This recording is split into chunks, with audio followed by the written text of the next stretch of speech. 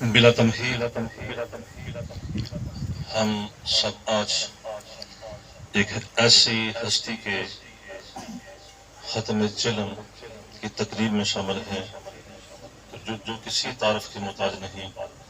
مجھ سے قبل آپ نے مختلف احباب سے ان کے زندگی کے مختلف گوشوں کے بارے میں گفتگو سماعت کی ہے۔ میں ایک حدیث کا مفہوم بھی بیان کروں گا اور ساتھ یہ جو بڑی سعادت کی بات ہے اور جس سے ہم اکثر محروم ہیں، مسجد کی جو خدمت کا شرف ہے، یوں تو نمبرداری تو ہر کسی کو ملتی ہے، لیکن خدمت کا شرف ہے بہت کم لوگوں کو نصیب ہوتا ہے۔ میں نے جو ہماری رفاقت رہی 3 ماہ اور کچھ دن، میرے خیال میں کوئی ایسا دن نہیں ہوگا کہ جس دن باوجود اس کے کہ ان کی صحت خراب تھی مسجد میں حاضری ضرور دیتے، اور صرف حاضری نہیں، اپنے ہاتھ سے کام کرتے۔ اور میں یہ بتاؤں آپ کو کہ جس دن وہ ان کا لاسٹ دن تھا، ان کے ہاتھ پہ ایک زخم تھا جو تا دم آخر وہ باقی رہا، وہ زخم بھی ان کو مسجد میں کام کرتے ہوئے لگا۔ اور جس طرح جناب پرنسپل ملک عبدالقیوم صاحب نے جملہ کہا، میرے پاس وہ ویڈیو موجود ہے، میں نے دیکھا کہ شیشے صاف کر رہے ہیں، میں نے ریکویسٹ کی کہ آپ نہ کریں، بچے آگے ہیں کریں گے، تو انہوں نے کہا، مجھے یہ جواب دیا کہ آپ تو مجھ سے بہتر جانتے ہیں کہ سیدنا فاروق اعظم رضی اللہ تعالی عنہ نے بیت المال سے ایک سامان کی گٹھڑی اٹھا کے جب وہ چلے تھے بوڑھی ماں کے خیمے میں دینے کے لیے، تو جو ان کے رفاقات تھے انہوں نے یہ کہا تھا کہ یہ گٹھڑی ہم اٹھائیں گے، آپ تو خلیفہ وقت ہیں۔ تو انہوں نے جواب دیا تھا نا کہ کیا قیامت کے دن آپ میرے گناہوں کا بوجھ بھی اٹھائیں گے؟ اس لیے ان بچوں کی اپنی ڈیوٹی ہے، اپنی ذمہ داری ہے، میری اپنی ذمہ داری ہے۔ میں خود اپنے ہاتھ سے جب تک میری زندگی ہے میں کام کروں گا، اور کر کے دکھایا۔ اور جس دن لاسٹ ڈے جب فرشتے نے ان کو یہ کہا کہ سٹاپ، اب آپ کی ڈیوٹی پوری ہو چکی ہے، آپ نے اپنی ذمہ داری نبھا دی ہے، میرے خیال میں گالا ہوٹل پر بیٹھ کر یہاں بھائی طارق صاحب موجود ہیں، جس وقت انہوں نے کھانا کھایا تو بھائی شمس سے جو رشتے میں ان کو پوتا لگتا ہے، اس سے کہا کہ شمس ہو سکتا ہے میں کل مر جاؤں، مجھے لگتا ہے کہ میں کل نہیں ہوں گا یہاں۔ تو صبح 7 بجے یا راؤنڈ اباؤٹ کچھ منٹ آگے پیچھے جب ان کو تکلیف ہوئی، اس کے بعد یوں سمجھ لیجیے کہ لاسٹ بار جو میری ان سے ڈاکٹر عثمان صاحب ان کے ساتھ تھے، تو ہلاڑ کے مقام سے گاڑی جا رہی تھی، تو شمس بھائی اور میں دونوں بیٹھے تھے، میں نے کال کی، شمس بھائی سے کہا جی کال کریں اور بات کریں۔ ڈاکٹر عثمان صاحب نے کہا جی کہ ایک گولی ان کو دیا ہم نے، اس کی وجہ سے وہ بے ہوش ہے، بات نہیں کر سکتے، بس محترم آپ صاحب ان کے لیے دعا کریں۔ لیکن ان کے کان میں آواز پہنچ گئی۔ کال ڈراپ ہونے کے بعد انہوں نے پوچھا کہ کس کی کال تھی، تو ڈاکٹر صاحب نے بتایا کہ انہوں نے پھر سے کہا کہ کال کریں، کال کر کے کہا، یہ نہیں کہا کہ میرے لیے دعا کرنا، میری صحت بہت خراب ہے، میں اس وقت بڑی کرب کی کیفیت میں ہوں، یہ نہیں کہا، یہ جملہ کہا کہ مسجد کا کام جاری ہے یا بند ہے؟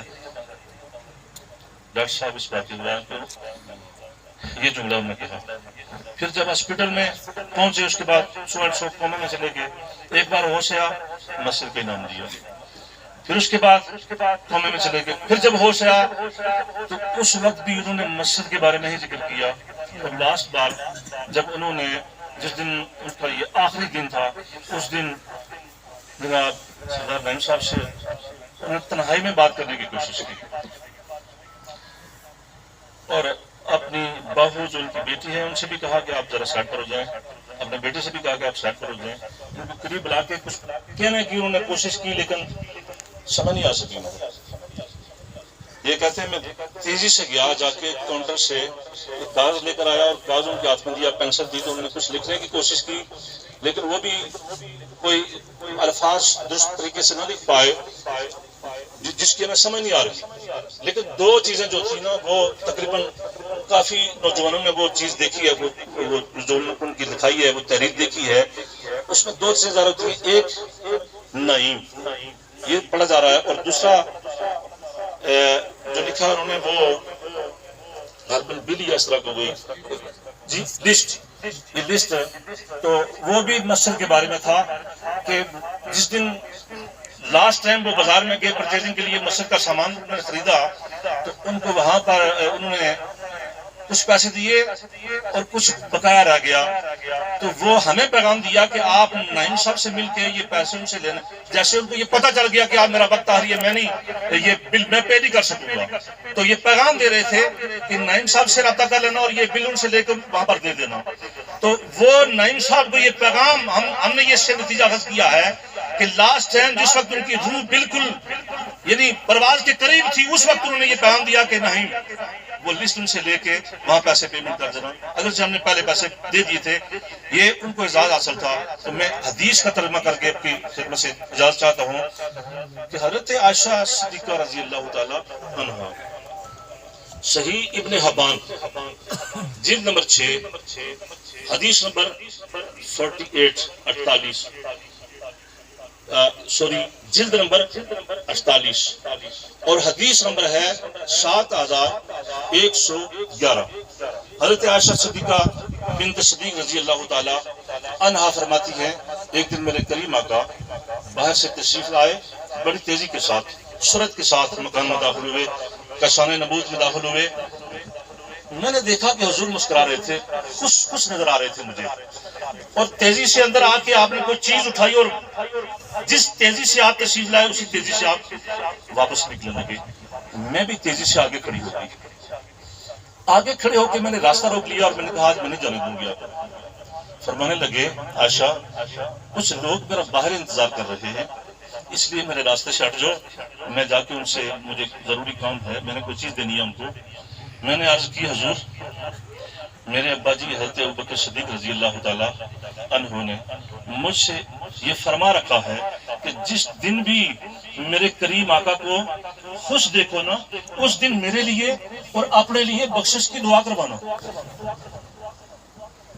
آج آپ کے چہرے پر جو مسکراہٹ مجھے نظر آ رہی ہے میرا دل اس بات کی گواہی دے رہا ہے کہ میرے ابا جی کا جو فرمان تھا میرے لیے میں اگر اس پر عمل کروں تو آج جو دعا آپ کے منہ سے نکلے گی اللہ تعالیٰ ہمارے لیے اس کو قبول فرما لے گا. میرے کریم آ کر رک گئے، ہاتھ اٹھائے یہ دلہا والے اور اللہ کی بارگاہ میں دست سوال دراز کرتے ہوئے یہ التجا کی، یا اللہ ابو بکر کو اور عائشہ کو زندگی ان کی عزت والی بنا دے. نمبر 1. دوسرا جملہ ارشاد فرمایا، یا اللہ قیامت کا دن جب ہوگا تو میرے ابو بکر سے اور عائشہ سے حساب آسان لینا ہے. نمبر 3. پھر دریائے رحمت جوش میں آیا، اللہ ان کو بغیر حساب کی جنت عطا فرما دینا، بغیر حساب کی ان کو جنت عطا فرما دینا. یہ جملے فرمانے کے بعد میرے کریم آقا حضرت عائشہ کے چہرے پر دیکھتے ہیں اور فرماتے ہیں عائشہ راضی ہو گئی ہو؟ عرض کی حضور راضی ہو گئی ہوں. حضور چلنے لگے، تھوڑے فاصلے پر پہنچے، پیچھے مڑ کے دیکھا تو حضرت عائشہ کی آنکھوں سے خوشی میں آنسو گر رہے تھے.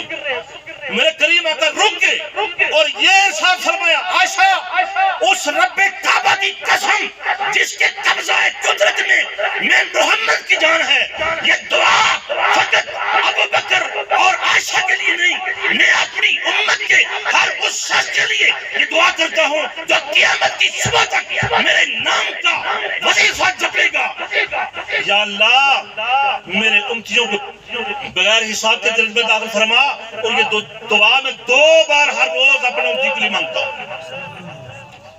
बशारत हो मेरे महबूब के उम्मतियों कि आपके लिए अल्लाह के पैगंबर ने इस दुनिया में ज़ाहरी हयात तैयबा में दुआएं की और अल्लाह ने हमें तरगीब दी, रब्बना इग़फिर लना व लिइख्वानिना अल्लज़ीना सबक़ूना बिल ईमान। अपने लिए भी दुआ करो और अपने मोमिन गुजरने वाले भाइयों के लिए भी दुआ करो। आज जिस कदर भी उनके लिए अच्छी गवाहियां पेश की गई हैं, मैं अंदर से मेरा ये विजदान कहता है ये कोई खुशामदी बात नहीं, जितनी बातें हमने की हैं ये थोड़ी है। उनके जो उसाफ़े हमीदा थे वो हमारी जो ये हमारी गवाहियां हैं इनसे कई गुना ज्यादा थे। अल्लाह ताला ने उनको ये इजाज़ बख्शा है कि अपने घर की खिदमत करते करते इस दुनिया से दाई अजब की आवाज़ में लब्बैक कहकर हमें हमेशा हमेशा के लिए रुखसत हो गए हैं। ये घर क़यामत की सुबह तक उनके लिए बख्शिश का जरिया बना रहेगा। अल्लाह ताला उनकी कामल बख्शिश फरमाए और जिनका ये घर खाली हुआ, जिनके बाजू क्या कहते हैं कि बाजू टूट गए, पाई पईयां दे दर्दी होंदे पाई पईयां दियां बावां, तो सरदार नईम साहब को अल्लाह ताला बतौर खास उनके बेटे सरदार फुरकान साहब, डॉक्टर साहब और जितने भी दिगर उनके शौकवार हैं, अल्लाह ताला उन सबको सब्र अता फरमाए। और आप तमाम अहबाब जो दूर दूर से चल के आए हैं, अल्लाह ताला आपका आना अपनी बारगाह में कबूल फरमाए और उनके लिए बख्शिश का जरिया बनाए। आमीन।